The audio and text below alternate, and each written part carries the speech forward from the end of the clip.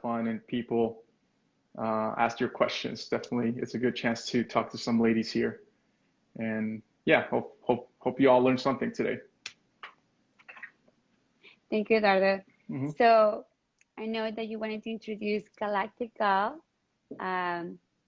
So I'm pretty sure she's very thankful. So Mm-hmm. I'll let her join now. Yeah. All right. Bye, Okay. everybody. Bye, Eduardo.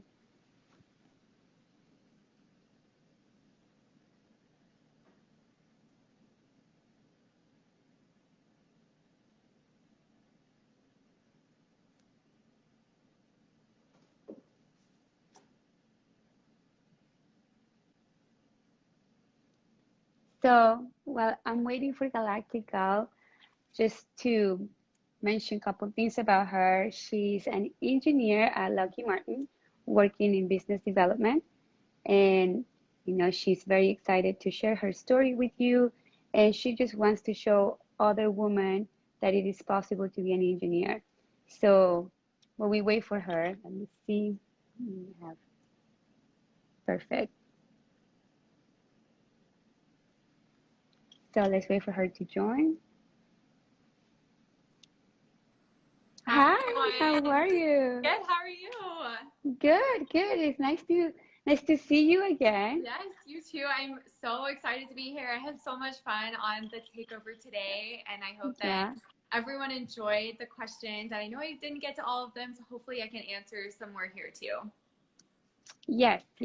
So I did a little brief introduction. So you're a successful engineer in the business development area at Lockheed Martin. I know you talked about your journey during your takeover. So, but for everyone watching right now, can you briefly tell us your story? I know you mentioned watching the Space Shadows when you were little, being part of the school band, killing it, playing the trumpet. So tell us, how did your journey start? Yeah, so I'm going to try to keep this short because I could talk for ages. If you've been following me for a while, you know that. So when I was 4, me and my parents lived in Florida, and we lived in St. Pete, which is on the opposite side of Florida from Kennedy.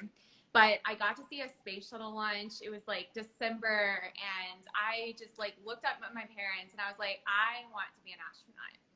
And I didn't know what that meant, of course, and that was really my first memory that I have in general.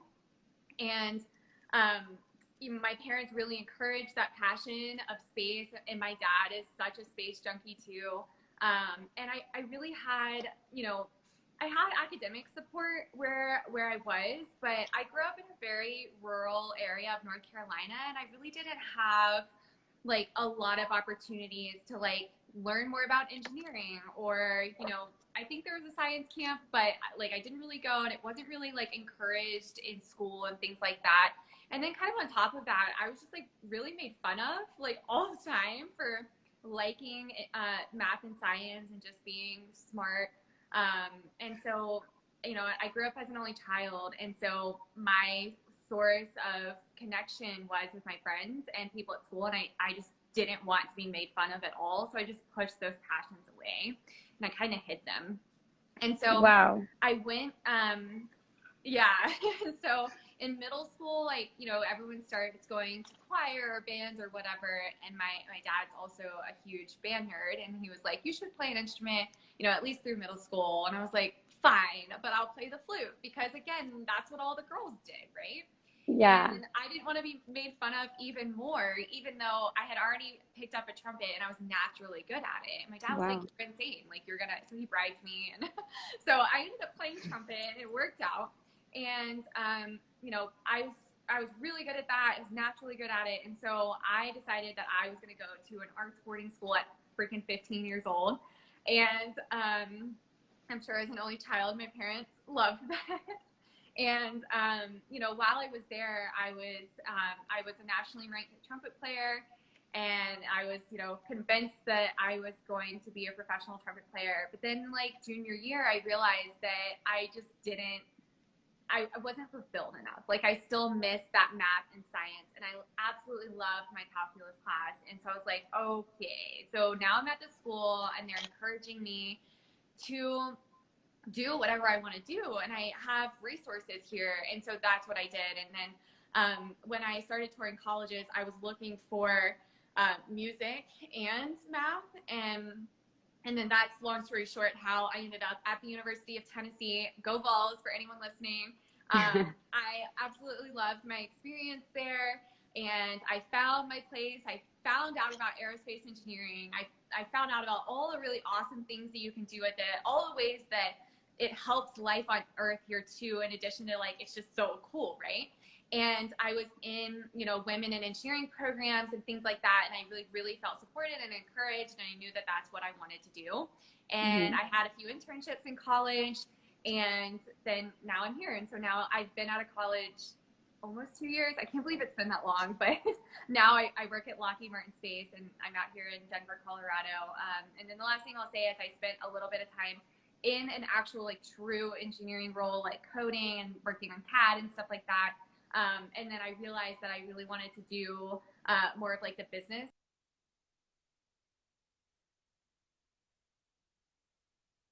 side of it and customer facing side of it. And so I am in a business development role now that's like half engineering and half business.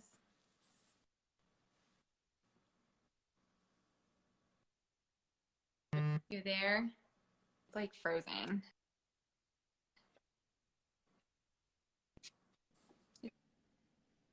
I try to put the background. Can you hear me now? Yeah, you're good now. Sorry, I was trying to put the background because I know people in the audience are asking about what is this about, and it's Women in STEM Wednesdays, but for some reason it's not, the green screen is not working. Let me see. Can we pin a comment or something? Yeah. So maybe. I don't know how to do that. Cool. Perfect. Awesome. Yeah. So this live every Wednesday, for everybody that's asking what is this about, is about women in STEM. So here we want to talk about everything that women go through, educate you, and also, you know, make sure that you know what's appropriate, what's not, and the way that other women have paved in the past, and what Galactica and her following and what she's trying to do, right, in Instagram and for her audience. And I know she's trying to encourage other women to be engineers. And she's going to tell us why, because she also thought that being an engineer wasn't for ladies. So she wants to change that for everybody. So yeah, and I actually told my dad growing up my whole life, he was like, you'd be a great engineer. And I was like, that's for boys. And even when I got to college, I was 18 years old, like touring these schools. And I, you know, didn't like the math department for such and such reasons. And my dad was like, can you please just go look at the engineering school? And I literally at 18 was like, that's for boys. And and then I was just like, you know, I graduated with one other female in my class. And you know, at work, I was basically the only female on my team for a long time. And it's just, you know, I know, like, the women in STEM movement is constantly picking up speed, but it's not enough yet. Yes. And that's what I wanted to ask you. I have actually a couple questions from our following. And yeah, so here is, for example, from Country Grammar. She asks, in what ways can a STEM undergraduate student influence and encourage secondary school students to pursue STEM majors? And I know that's what you're doing, so that's why you're so important in our community. Everybody loves you, and I know that I've been inspired, you know, like and that's why I wanted to make sure that you come on and you tell us your story. And so I know that let's go, I guess, answer that question. In what ways can STEM undergraduates influence secondary school students? Yeah, so I think the best way is to just get involved in your community. And I think when you sent me the questions, I think she goes to the University of Tennessee. I think that was the one. But, you know, while I was there at UT, I was, you know, in outreach organizations, and there's a lot of them that are geared towards going out into elementary, middle, and high schools and getting them encouraged to go into engineering, and, you know, things like FIRST Robotics you can volunteer with, or any other engineering clubs, going to career fairs. And then also, like, when, you know, there's always high school students coming to visit the university, right? They're always on tours. I was an ambassador, so I gave tours to all of these high school students. And I think the best way is to just, you know, if you see them on campus, like, lend a helping hand, ask them, you know, talk to them about your experience if you get a chance to interact with them, you know, talk about all the good and the bad, right? But really just hype up, like, how cool engineering is and how much passion you have for it. And I know that you told me that that was a key, like, factor on why you changed majors, right? You told me that you were a math major, which is crazy to me because I did a math minor, and that, I mean, that's really hard for me. So I know what. So I know that you went to engineering school and you wanted to, you know, understand what's all about, and you saw females, you saw engineer students that were women, and they normalized the standard for you. They said it's okay to be an engineer, and that's what made you change your mind. And who knows, you probably will be an astronaut. You know, I think you manifested that. Well, you don't want to anymore. Okay, but tell me about that, because that was right. So I didn't change majors. When I was touring the math department, it was before I went to college. And so I'm really glad that I toured. I think that's a really great experience because, you know, I would have gone into math and I would have been really, really unhappy. So that story there is, you know, and it kind of goes into my whole philosophy about, and yours with Papaya, right? Like, teaching in a way that anyone can understand, talking to them in a way that is relatable to them. So the story is, I went to the math department. I had no idea what I wanted to do, and I was just trying to figure out what opportunities were available in math. And the professor that I talked to, like, just was so, you know, one of those people that's, like, so too smart for their own good. He couldn't explain anything to me. And, you know, he was the typical, like, not to be rude, but, like, old white man, right? And I was just like, I was walking through the halls and I didn't see any women, and I'm sitting here being, you know, talked to by somebody, and he's talking to, I think I was 16 at the time. He's talking to a 16-year-old about, like, I don't know, some crazy math concept. And I was like, I don't have any idea what you're talking about. And I just felt so discouraged. And that's when my dad was like, go down and tour the engineering college. It might be different. Maybe it's, you know, like, you like to be more practical and not just theoretical and everything. And so that's when I went down, and on the tour, there were female engineers on the tour with me, and I saw that there were female professors, and I saw females walking in the hallways, and I felt so much more encouraged in that sense. And I'm not saying, of course, not all math departments are like that, and I'm sure the math department at UT was not just all men, but, like, that's what I saw. And I think a first impression, of course, like, really, really has an impact on people, and also just how you communicate to somebody, especially when they're 16 years old and don't know what they're doing, don't know anything that you're talking about. Like, you have to communicate with them or they're just going to be discouraged. Right. And I just want to make sure that, because I see some questions here.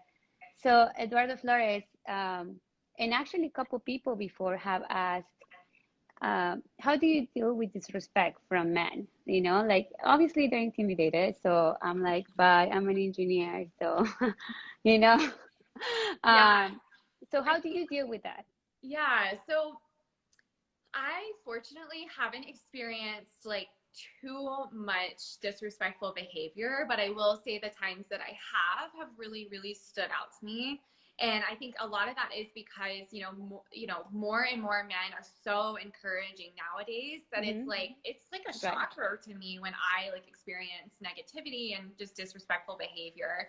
I think the big thing that sticks out in my head from my work experience, at least, was, you know, I was an up and coming, like, entry-level engineer on a program doing very, very technical work. And I would have to go and talk with other subject matter experts about it. And because I was so new, like even though I knew what I was talking about, I needed, you know, somebody superior to me to come with me and go talk to this subject matter expert that they were familiar with, just introduce me and make sure that I had everything right. So he, you know, my coworker that came with me was so supportive of, you know, giving me the opportunity to deliver the news and, you know, talk as an engineer. And the subject matter expert refused to look at me. And this happened all the time. And I was just like, I'm just going to stop bringing my coworker with me, because like I'm talking to you and I'm telling you exactly what's going on and, you know, exactly what the problem is and how I think we should fix it. And then you respond back to my male coworker and you refuse to look at me. Like, that is rude. And, you know, in that situation, I didn't have enough experience in that field. And I didn't have enough experience in that realm of kind of standing up for myself. And I was so new and I was just so timid in that position for so many reasons. And I just, you know, I look back now and I'm like, I should have said, I'm, you know, in a nice way, but like, you know, hey, I was the one who found this error. I was the one who did this data. And, you know, some of my Instagram friends on here, like my other women in engineering gals, they're like, you know, say, oh, as the author of this paper, blah, blah, blah. Or, you know, as, you know, I'm hosting the meeting or something like that. Right. Like, it's just something like very subtle, but like gets the point across that like you are the expert and you're, you know, supposed to be talking. So I think that's a really good way to handle it. You know, I also think that like at the end of the day, just try not to take it personally. I know that is so hard, but it's at the end of the day, it's their insecurities, right? It's not you. Correct. And they're just jealous of you. They're insecure of you. Maybe they feel threatened by you. But at the end of the day, it's not you. And you have to keep doing your job and be the better person and just ignore them because they're just stuck in their ways and insecure about you. 100%. And something similar has happened to me. And I think at the beginning, you know, when we're like first year engineers and you're trying to prove yourself and you're trying to say like, I belong here, or at least that was my case, you don't say anything to those issues. But then when you realize you're smart enough, right, you did that data, you found out the errors, I started caring a little less and speaking out a little more. So I would be like, you need me more than I need you. Yeah, so exactly. Do you want to play nice or do you want to be stuck with my job? Because I can just go get another one. Not a big deal. So yeah. But I'm happy that, you know, like that you stayed strong and, you know, and you kept a good front. I mean, there were times about I would say 2 or 3 for me that I had to go to the bathroom and cry because it happened, you know. And even though in the meeting I would be like, I'm talking right now, it would still bother me, right? Like it still is like disrespectful. So yeah, it is. So there's a good, yeah, go ahead. At the end of the day too, I hate to say this, but it's not just men.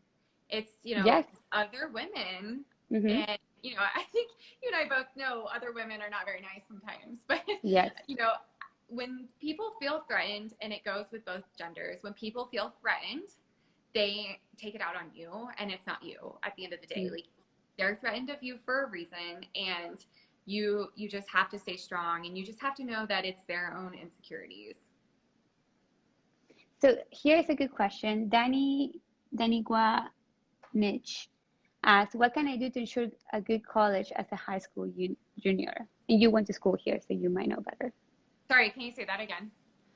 So at Danigua Mitch asks, what can I do to ensure a good college as a high school junior? High school. Ooh, I didn't have that. So yeah, I think what you're asking is like, what can I do, you know, to make sure that, sorry, it's kind of breaking up a little bit, but is it, no how worries. can I get into college, or what can I do in like, how can I be successful in college? No, he's asking as a high school student, so I'm rephrasing this question. Sorry, it's yes, no, it's fine. He goes, oh my God, you read my question. No, he asked, as a high school student, what can I do to ensure I get to a good college? Okay, yeah. So I think that, you know, I'm sure that things have changed a little bit since I was applying to college, but I think the principles are still the same, right? So extracurriculars, but don't just pad your resume. And I think this advice goes for college too and trying to get a job. Don't pad your resume just with like 50 extracurriculars that you maybe go to once a year. Go and stick with like 1 to 3 extracurriculars that you are involved with every single week or every single day, right? And what for me, like that was music and dance. And, you know, in college, I was involved with Habitat for Humanity and things like that. Like pick ones that are important to you. And for me in college, like, you know, I saw a lot of my friends going to engineering clubs, and that just wasn't for me. Like I wanted to go and dance and do marching band and do like engineering outreach projects and not like the nitty gritty like engineering clubs.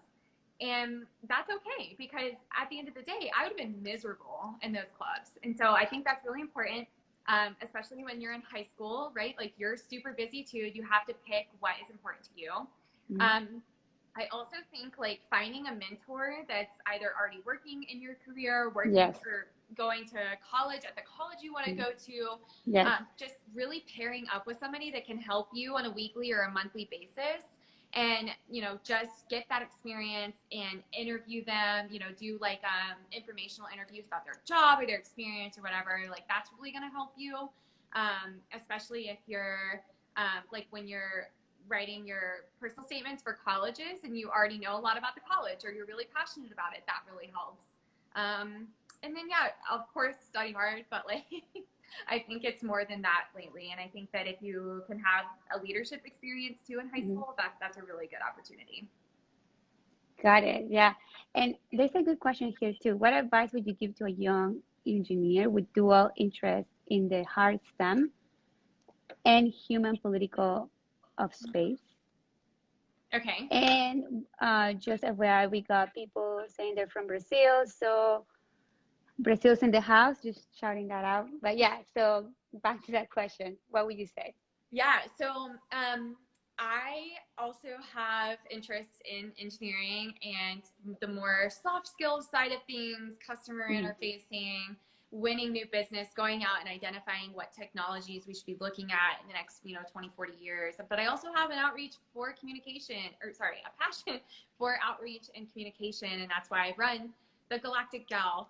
And, I think that I'm so passionate about following all of your passions, even if they're complete 180. And I think that there's opportunities wherever you look for ways to join the two together. And that's where, where I landed is I did a bunch of informational interviews at work, just with various different people, asking what their job was and seeing if it aligned with my ultimate interests. And I ultimately found one that did. I think at the end of the day too, if you can't, then you can make your own, especially in this day and age. Got it. Yeah. And I know there are some comments out here asking, I'm pretty sure people are just joining in. So Galactic Gal is a very successful engineer at Lockheed Martin. And I think that the first step in finding pursuing your dream job is finding somebody that works already there. So if you're into aerospace or you're trying to get into that area, I will follow her. And I love all of your advice. My dog's whining. No, it's okay. I think I heard that. I was like, is it me or the dog? Yeah. Do we want to? I see your the Papaya tutor pin. Do we want to add something to that with my tag so people know who's talking? Yeah. Do you want to comment real quick? Yeah. So I can pin it. Yeah. And you can put women in STEM Wednesdays. Yeah. Oh my gosh, Kuiper, my dog. It's okay. I think people know that we're all like working from home here, so it's totally cool. Okay, there you go. He's like 3 months old. He just whines all the time. Oh, no worries, no worries. Okay, so yeah, so to recap, we were talking about your journey from school and, you know, all the way to college? What made you switch from playing the trumpet to being an aerospace engineer? So what were your passion classes? What did you like? Like, what was your favorite class and the class that you liked the least, and why? Yeah. So let's see. That's hard. I liked all classes. I really liked school, which is kind of weird, I guess. But so I think my favorite classes. Oh my gosh, he's whining. My favorite classes were thermodynamics. Ironically, thermodynamics. I loved thermodynamics, and I actually got to work, and I applied my thermodynamics class to. He's crazy. I applied my. No worries. Do you want to bring him over? Maybe we want to see him in the show. Should I? Yeah, yeah. Okay, yeah. Give me a second. Piper, come here. We want to see you. They want to see you. Come on. Oh my God, you're so big. But then you gotta go up. Okay? I'm gonna be quiet. Say hi, Piper. Say hi. Say Hi. He's so big. No worries. Yeah, I think he's better with you holding him, no. and then you can talk about your experience. So yeah. So you were telling us. Thermodynamics. Was my He was my favorite class, and I got to apply it to work. I worked on jet engines. My second internship. He's being insane. Hold on 1 second. Yeah, no worries.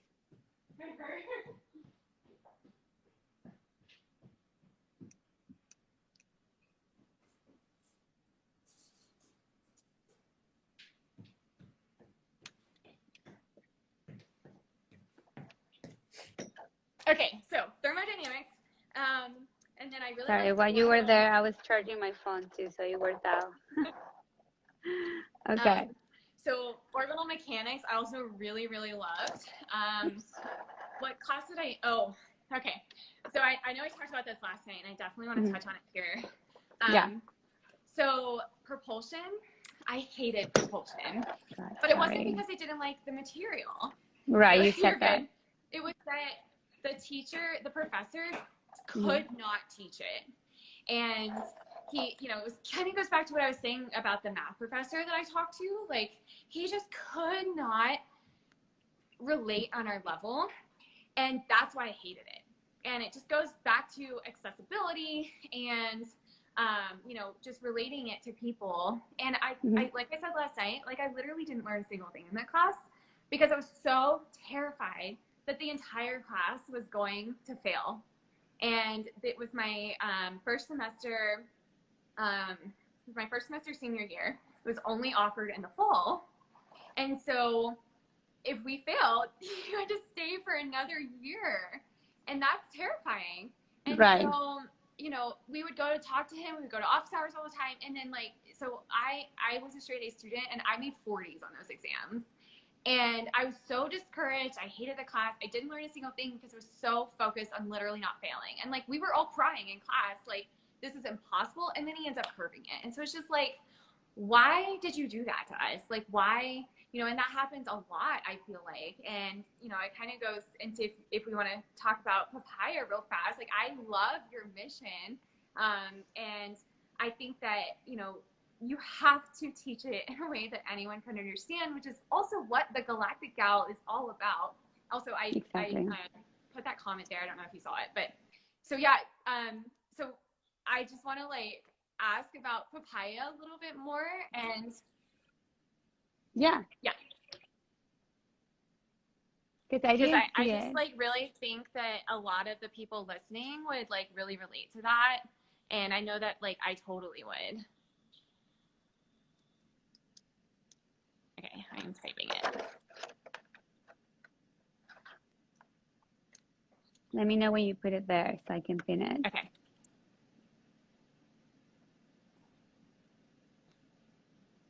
There you go. I just did it. Oh, cool.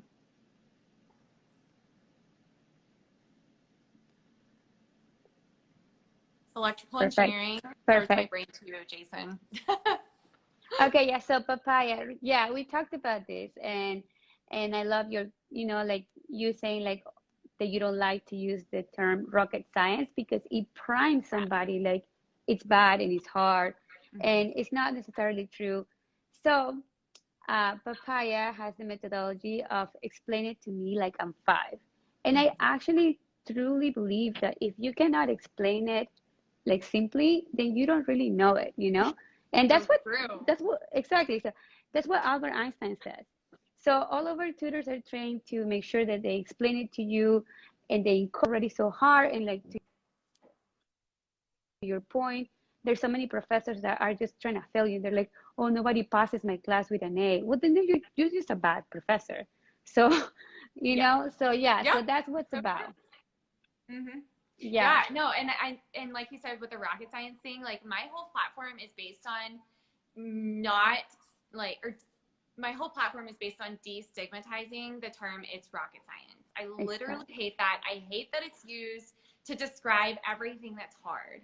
Or, you know, for in the flip side, to describe everything that's stupid easy. It's not rocket science. Like I hate that because when you, I feel like, you know, I feel like a lot of people listening right now might relate to this. Like whenever you have somebody older than you telling you that a class is going to be hard or miserable, you're going to go into that class thinking that it's hard and miserable, right? Correct. And that's what I did with thermodynamics, and I ended up loving it, right? And it's like, for me, I think I was always the opposite of what people told me. And I think, you know, it's space, there's so many people out there who love space in some way, shape, or form. And of course, it extends to more than just rocket science, right? Like there are, I feel like engineering just gets a bad rep for being hard, and it is, but it shouldn't be impossible, right? And it doesn't have to be impossible if you teach it right. And so, Correct. Correct. yeah, and so I just love, you know, talk about all things aerospace engineering in a way that a 5-year-old can understand. And I know that that's hard on Instagram, which is why I've tried to like start branching out and use YouTube and things like that, so we can have a more long form conversation about these things. But you know, I just think that especially as the space industry continues to boom, we need to stop telling people that it's rocket science and that it's impossible, or we're never going to have a spacefaring economy. We're never going to be interplanetary, because we need everyone, you know, that's interested in space to go into it and to pursue this career if they're interested in it, so that we get all the greatest minds in the world working to help us pursue or to explore our universe. Correct. Correct. And I mean, diversity is no longer an option; it's a fact, right? Yeah. So we need to make sure that, and this is why we're doing this show, the Women's STEM Wednesdays. Yeah. We're not talking about diversity because diversity is happening, and if you know, didn't know it, you missed the train. Too late. It's here Live to under a rock. stay. Exactly. It's here to stay. So get on it. So we're talking about how to be inclusive, right? And how to like be integrating culturally, because we're working with different, you know, cultures. We're working between females and males. So yeah, so we want to talk about, you know, all of that in this series. And thank you again for coming into the show. Yeah, of course. So okay, so that was your nightmare class, and you probably still have PTSD about it. I'll never be a true rocket scientist because of that. No, we'll have propulsion in Papaya soon, so no worries. Don't ask me to teach it. I wouldn't know.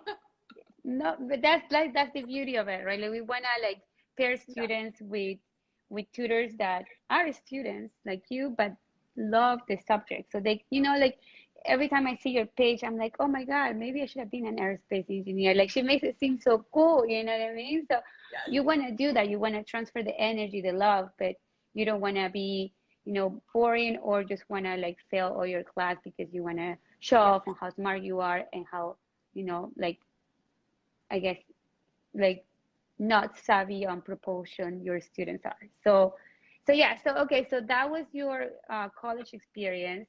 Then how did you, I know you got internships, and then how did you get into Lockheed Martin? Was that setting your eyes? Did you say like, this is where I'm gonna go work, or did you have other options? Like, how did that happen? Yeah. Because So, oh, go ahead. Yeah.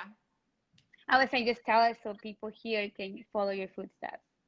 Yeah, and I see a bunch of questions coming in about internships, so I think that I can tie these two together because I actually got into Lockheed Martin first with an internship.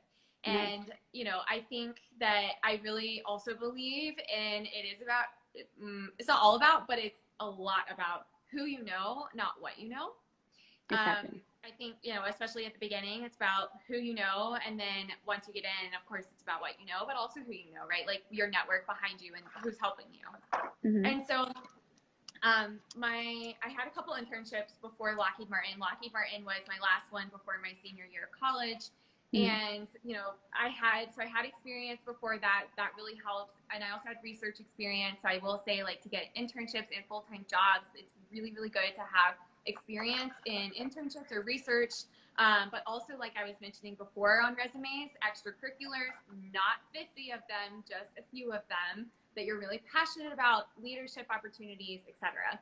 And so I had all of that. Quick question on that. And then, can you hear me? Yeah. So quick question on that. So why not 50? Why only few of them? Like what's the insight there? When you're involved in 50 just to be in 50, right? Just to pad your resume with 50 or whatever X number, then it shows through, right? Because you're not taking on leadership roles. You're not engaging with them all the time. You're not putting in any effort. You're just doing it. You're just signing a form so you can put it on your resume. And companies notice that. If you have 1 to 3, you know, even up to 5, right? I'm sure I was in 5, but I made time for every single one of those. And I had leadership roles in a lot of them. And that really shows through in your leadership and, you know, what projects you've been able to accomplish. And, you know, it's a lot better to have a smaller group that you're interested in, because that will shine through to companies that you're passionate and you're not just there to pad your resume. Got it. Actually, I have a good question from our audience there. So, okay. Well, this is, sorry, I thought it was a good one, but it still has to do about you in your field. It's Ivana Lana, is a UCF alumni and an engineer at NASA, loves to travel, and she wants to know, what should women do when men doubt their knowledge?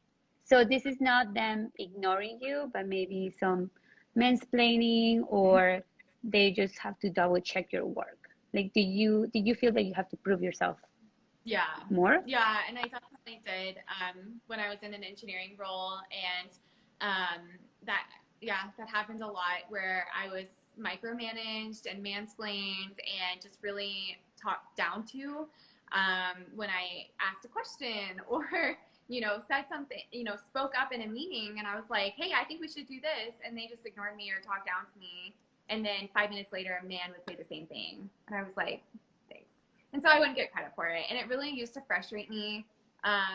And I really took it personally at the beginning, but kind of like I was mentioning before, and I'm not sure if this person was on at the beginning, but, you know, I think at the end of the day, you have to remember that they're insecure about their own selves, right? And they feel threatened that a woman is coming in and, you know, probably doing it better, right? Like if they're telling you how to do something, it's either because like they just, you know, they're stuck in their own ways and they have their own insecurities, or they were like, oh crap, you're doing it better, but I'm superior to you, or I'm just a man, which goes back into being stuck in their own ways.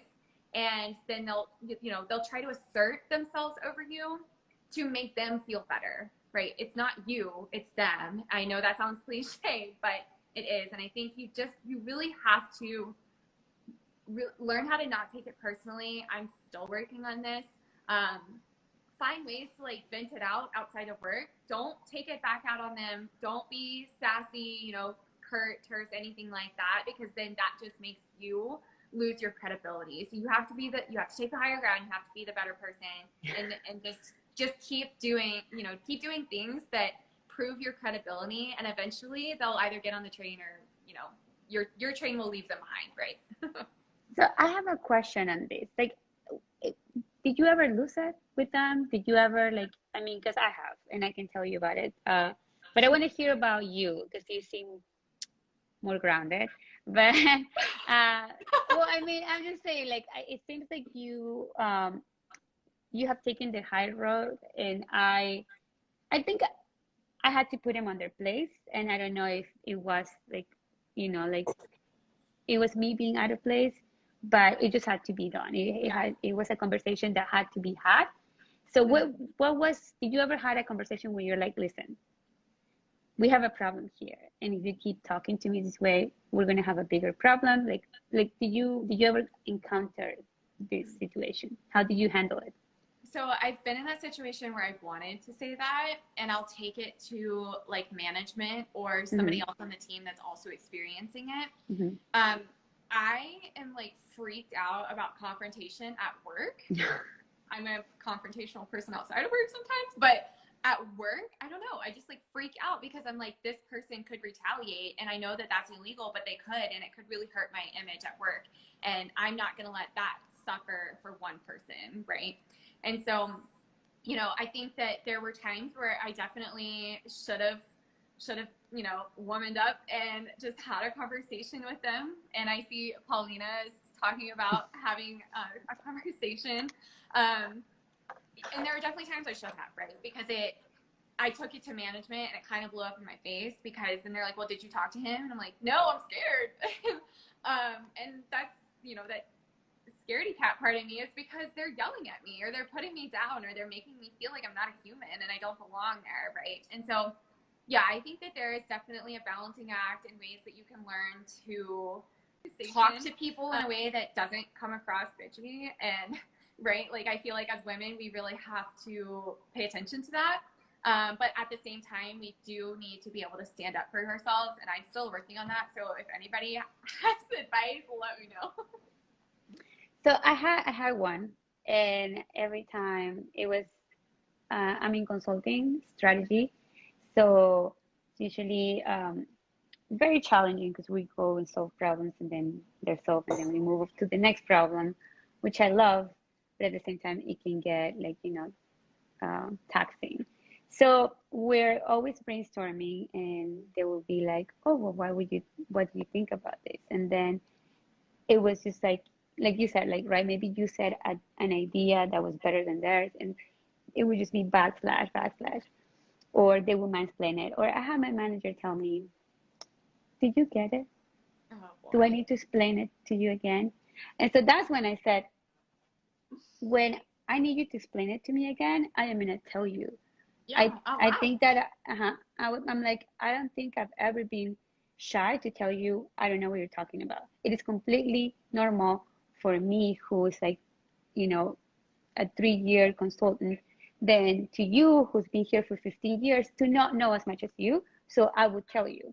But right now, this is not the first time. This is not the second time. There's been many times that I feel like you're condescending. So we need to address this. And I mean, yeah, like, and he was just like very taken back, very like, did she just talk to me like that? Like, does she know I can give her a bad review or something? Yeah. So, but yeah, I mean, it's just like, I couldn't hold it anymore. It was just bothering me. Yeah. And I think my motto is, don't say something until it's happened more than once. At the beginning of my career, which I know wasn't very long ago, but I've learned a lot in the past year and a half. But at the beginning, like, I would take things very personal and get like very offended. And just kind of hold a grudge against people, because I'm like, why are you talking to me like that? Like, I would never talk to somebody like that. Like, so, exactly. And I just took it personally, because I don't think that I would ever do that. Right. And so I started thinking it was intentional. And then I'm like, oh, I'm sure there's times where I've said things and it's come across wrong to them. And so then I started learning, and I got this advice from one of my friends. She was like, don't say something until it's happened more than once, because if it's just one time, then maybe it's a mistake. It just, they're having a bad day or whatever. But when it happens multiple times, it's a pattern, and then that is when it becomes a personality trait or a habit that needs to be talked about. Yeah, and I feel like now it's more normal for women to speak up, and God, I don't know how they did it before. I heard horror stories, so I really thank all the ladies that have paved the way. I know. Paulina is asking again. Yeah, she got correct. Yeah, the first time. Yeah.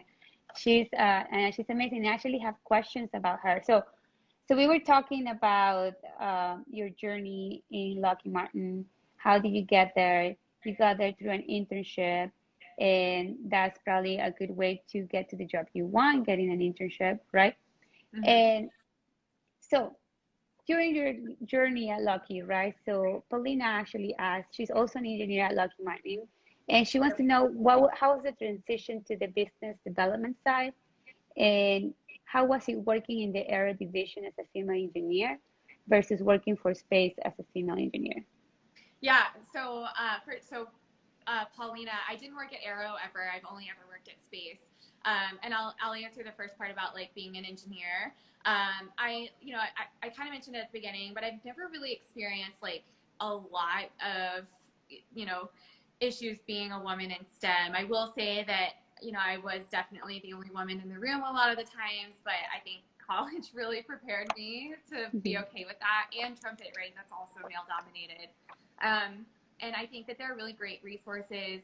A lot of these big companies are doing like women's resource groups and things like that, where it's a really great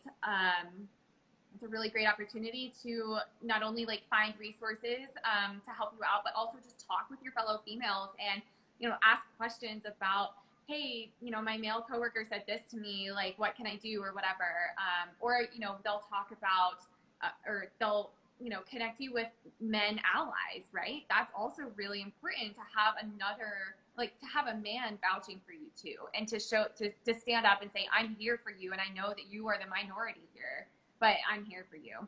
So that was that female engineering part of it. And so moving into business, I didn't really think it was like a tough transition. There were definitely things, of course, I had to learn just like any job. But I think the biggest thing for me that I've experienced is I feel like I have to like insert that I have an engineering background when I'm working proposals or talking with very, very technical people, especially as a female, right? I'm like, oh, I have an engineering background, and sometimes it's like not organic. Like I'll just throw it in there because I'm like, I think they're about to start, or they are kind of assuming that I don't know anything, as a female, as a blonde female, like I just feel like people, some people do look at me differently, right? And so I have to like insert I have an engineering degree. So I think that's the only thing. I hope to grow out of that. I hope to build a name for myself in this new role and kind of not have to rely on a degree that I have, right? I hope to just prove that I'm able to do this. But excuse me. But I think it's a really great opportunity if you're interested in business or interfacing with people more. I am in a much more people-facing role. I'm doing a lot of writing and scouting the market and working with different companies and things like that. But I also have to understand the technology, and I think my engineering background really helps for that, because if I just had a pure business degree, I wouldn't have any idea what some circuit card was, right, or something like that. And so I think it's really helpful. I mean, and you're double dangerous, right? Because you have eyes on everything. It's always, I mean, knowing the technical part and being able to socialize your ideas and being a good communicator as you are, and being just knowing and having those soft skills are very key for any engineer, right? So have you ever felt like, you're obviously a good looking blonde engineer. Have you ever felt like you're like, I don't fit in, like maybe I need to not not look good, and this is a question that here I have about femininity. Cosmically minded asks, what are some ways that you keep yourself grounded in your femininity despite being in what is perceived as a more masculine role, such as engineering? Mm-hmm. Yeah. So to answer your first part of the question, I don't really feel out of place. I've kind of my whole life been out of place, and it's normal to me now. And in fact, when I'm in a room full of women, I feel uncomfortable just because I'm so used to being in a room full of men. And I think that, you know, I think you really have to embrace like that you're different. I think that really, really helps you stand out. And if you embrace it and if you're confident in yourself, that is going to shine through. Don't be cocky, just be confident. The second part of that, and I know that was what we were trying to talk to today a little bit, was maintaining and embracing your femininity in any sort of male dominated career. I have experienced like some comments here and there of like, why are you so dressed up today? I'm like, can I not wear a dress to work? Like, please. And at the beginning of working, I was like, ooh, can I wear a dress? Or like, do I just have to wear a pantsuit? Or do I just have to wear slacks and a nice shirt, right? And in college, they actually told me that I wouldn't get hired if I didn't wear a pantsuit to an interview. And I was like, if you're not going to hire me because I wear a dress, I don't want to work for you, right? And so right. I think it's things like that where you just have to own yourself. You have to be confident. You have to be comfortable with who you are and what you like. And if people don't like that, then that's not a bridge that you want to have, right? And it's okay to take a step back. It's okay to go in a different direction, because if they're not going to hire you because you don't wear a pantsuit in your interview and all you want to wear is a dress, then you're going to be miserable at that job, right? And that's just an example. But, you know, I've had some other comments, and I know a lot of women at work who experience this, where, you know, if I wear a full face of makeup one day and they're like, you look so good, and then the next day I just wear mascara and they're like, you look sick, and I'm like, thanks, so do you. Right? No, like, I would never say that to you, so why are you saying it to me? And I think it just, if, you know, and I definitely, whenever I almost never wear a full face of makeup at work, but if I'm doing a photo shoot or something, I will, and I'm putting on makeup and I'm like, ooh, is this too much? And I have to like think to myself, am I going to get a comment? Am I prepared for a comment today? Am I in a good place? Am I going to flip out on them? Or am I in a calm place where I'm okay to have a comment thrown at me? And yeah, so thankfully I don't experience that every day. It's just, you know, occasionally. But at the end of the day, I think it just comes down to know who you are, be comfortable with yourself, find other women who are doing what you do, or, you know, are a good support system for you. And then again, I've reiterated this so many times, but if a man or another woman is coming at you, it's because of their own insecurities. And I want to comment about that. And I think we talked about it with Eduardo, who's the owner of this page, CEO of Loomis Automation. We talked about this study or this article that was given to people, the same demographics, same amount of male and female, right? And they were given this article about like a guy who really like escalated all the way to the top. And his name was Howard, and then they just changed the name to Heidi. And Howard was the guy that you wanted to be friends with. You know, Howard was the guy that you wanted to go on the boat with, that you wanted to drink with. Heidi was a bitch. Why do you think that is? Like, why is it that, you know, right? Like, I mean, data prove that even women don't like other women to be in leadership positions. Like, we need to be more supportive. I know here we have we have engineering gals, we have so many women that are trying to empower one another. But why do you think that is? Like, do we not like other women? Like, are we jealous? What can we do better? I think that this is just my opinion, but I think it's that, you know, traditionally women haven't been in high power. And so it's been a lot harder. It's been a lot more competitive for a woman to be in a higher position. And I think that has just made us so cutthroat sometimes, and because we still think that it's so competitive, and it really shouldn't be. And I hope that it's not. Obviously, I'm not in those high positions to know that, but, you know, I don't know. It's, yeah, you're so right. It's like, you know, and I catch myself having that bias too, where I'll take a man and a woman and they're both in very high positions and they'll say the exact same thing in the exact same way. And I look at the man and, you know, I'm like, oh, well, you're kind of rude, but like, I just expect it. But from the woman, I'm like, oh, you're rude, or like, but I think it really just comes down to, I'm not expecting it. right? Like, I'm expecting another woman to uplift me. I'm expecting another woman to support me and be nice to me and mentor me. And when they come across callous, I'm like, whoa, like I expect that from a man, but I don't expect that from you. And I think that's where that comes in. And so I think, you know, from our side of it, like looking up at these women in high places, I think, again, it's just like assume positive intent and know that it's not you. They're just, you know, maybe they feel threatened, but at the same time, like maybe they're just having a bad day, or maybe they're just really stressed out. And then I think on the other flip side of that, it's like the people who are at the top, the women who are at the top, just really need to be conscious about, you know, how they come across to other people. And I hope that eventually we can move out of that and people can, you know, just say what's on their mind and just all be like nice and respectful to everybody.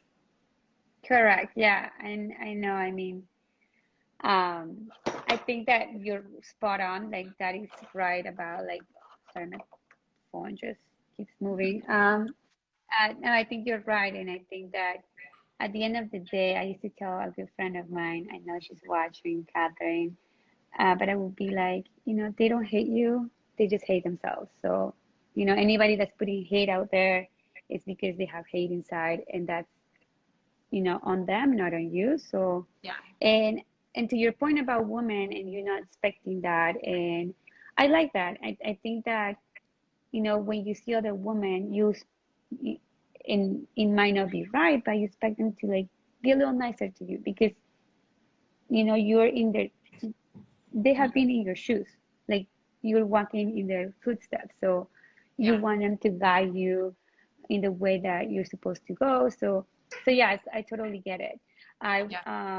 So I wanted to make sure that, okay, so now I wanna like touch briefly about your career as Galactical. I know we talked about it throughout the whole series, but yeah, so like what made you start Galactical? I know you wanna like, you know, you wanna encourage other women to join engineering, to join aerospace specifically. And how was that journey? When did you start, and how are you liking it right now? I know you said that you feel like you have two jobs. Yeah, I do, but I love it. I wouldn't be doing it if I didn't love it. So, I started the Galactic Gal. I honestly just it just kind of happened. I posted about the SpaceX Demo 2 mission last May, and like it blew up, and I was like, people care about space? What? I didn't know like that side of Instagram existed at all, and so you So know, wait, what was it last year you said? yeah, it was last May. Oh wow, so you have blown up like pretty quick. Yeah, Okay. I am so thankful for that. I do work a ton on it, probably more than my full-time job sometimes, but I found this niche and I discovered a passion that I didn't know I had, all because, you know, something just blew up and I was like, wow, okay, cool.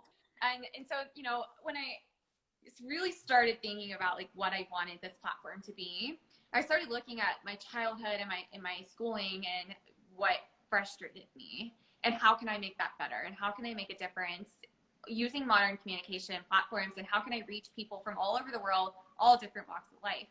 And so, you know, the first thing was as I mentioned at the beginning, I grew up in a kind of rural area in North Carolina, and I didn't know about aerospace engineering because there are no aerospace companies nearby at all.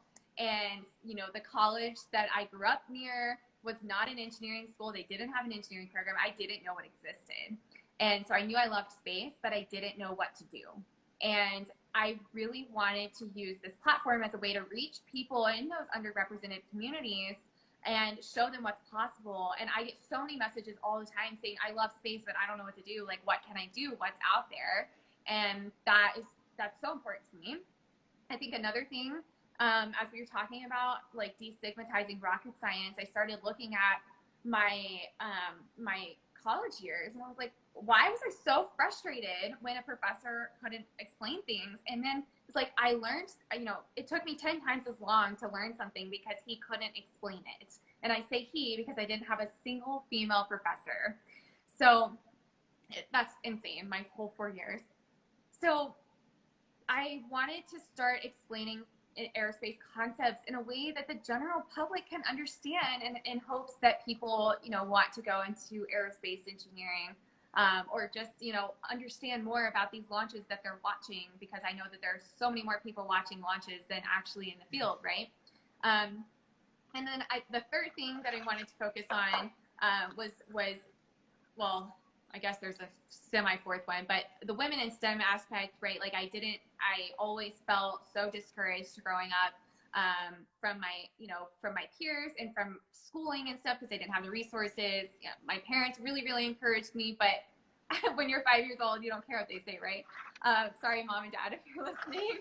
And so I wanted to show people that people like me, like I think we talked about this yesterday, you wanted to show people that look like you that you can do it, that they can do it too. And then the last thing is STEAM, which is the blend of STEM and art, because of my trumpet and dance background. And I think that both of those go really hand in hand, and it kind of goes into showing people what's possible, and showing that I think there's a lot of stigma that if you're an engineering student, you can't do anything else. And that's not true if you have proper time management skills and the support system. And so just showing people that you can do things even if they're 180 degrees flipped. Got it. Yeah. And what was your favorite mission? I know that there was a question from your female engineer, Joanne at NASA. She asked, what was your favorite mission? Yeah. My favorite mission that I worked on is Artemis. Artemis is the next moon program, so it's the follow-on to Apollo. So first time we've been back to the moon since the 1970s, which just blows my mind. I worked on the Orion capsule. Yeah, super, super cool. I love that experience. But yeah, nice, let's see what other questions are out there. Yeah, so we're finishing up, so we're gonna answer your questions. Sorry, everybody. There's been like 2,000. So I already asked you what were your favorite classes at school, and what were your least favorites. We talked about STEAM. Greetings from Mexico and California. Can aerospace engineers go to space? Yes, absolutely. Me? No thanks. Maybe, but I would have to get LASIK for my eyes, I think. So that's not happening. That's why. But yeah, you definitely can. And Lana Develops asks, is a degree required to be an aerospace engineer and or to work at Lockheed Martin? And some of these questions are answered in her takeover, which I know that it's going to be a story highlight. But if you want to answer again while I look for other questions. Yeah. Did you say it is a degree required? Is that what you said? Correct. Yeah. So to be an engineer, I'm not going to say 100% because obviously I don't know everything, but yeah, most of the time you do need a degree for that. Especially right out of college, you're going to have a degree from an ABET accredited school, or there's also opportunities for international students, which I have talked about, and I do have a blog post because I'm sure I'm going to get a lot of questions about that. There are so many other opportunities in the aerospace industry other than engineering. And some of them don't require an engineering degree or any degree at all. So, if you're working as a technician on the floor, that doesn't require an engineering degree. So I have to ask, if you didn't choose aerospace and they would have given you another option, what would you have chosen? I would have chosen biomedical. I have always been so fascinated with medicine and helping people. And so, space helps people in so many ways. And so I was able to join my passions there. But, I can't talk. I'm getting late. The biomedical, No worries. The biomedical industry obviously helps people in so many ways because you get to make mechanical devices and other devices to help people, recovering from illnesses and injuries and things like that. Okay. And Louis or Danny YYZ has asked, what type of engineer are both of you? If it's not clear, she's an aerospace engineer and I'm an industrial engineer. And we cannot answer all the questions, but I do want to answer these questions. I do want to answer one more question before we go to bed or back to work. BCE, I know, right? BCE that Otoli09 asks, I am 11 and I want to know what should I do now to become an astronaut? I love space. Oh my gosh. See, and this is where it's like, I wish I had had platforms like these when I was growing up, like to know what I should do. So I think, you know, just kind of everything we've been talking about, find a mentor that you really, really look up to. Go and visit if you can. Go and visit the space centers. If you can, go see a launch. I'm not sure where you're located, and I wish I actually haven't been able to see a launch like in person. But just get involved in so many different ways. And I think especially now with COVID and everything is becoming virtual, and I hope that that continues in the future, there's so many opportunities for you to learn and like join things like this or join different, you know, like seminars or things like that, you know, that are of course like geared to your age and everything, but there's just so many opportunities available to you now with COVID and everything being virtual. And so I think, you know, another thing is just, you know, find your passion in school. I'm sure you're not going to like every subject, and that is totally okay. Find what you're passionate about and see if, you know, how can you apply that outside of school too, and just really just learn all you can, soak up all you can, and find a mentor to help you too.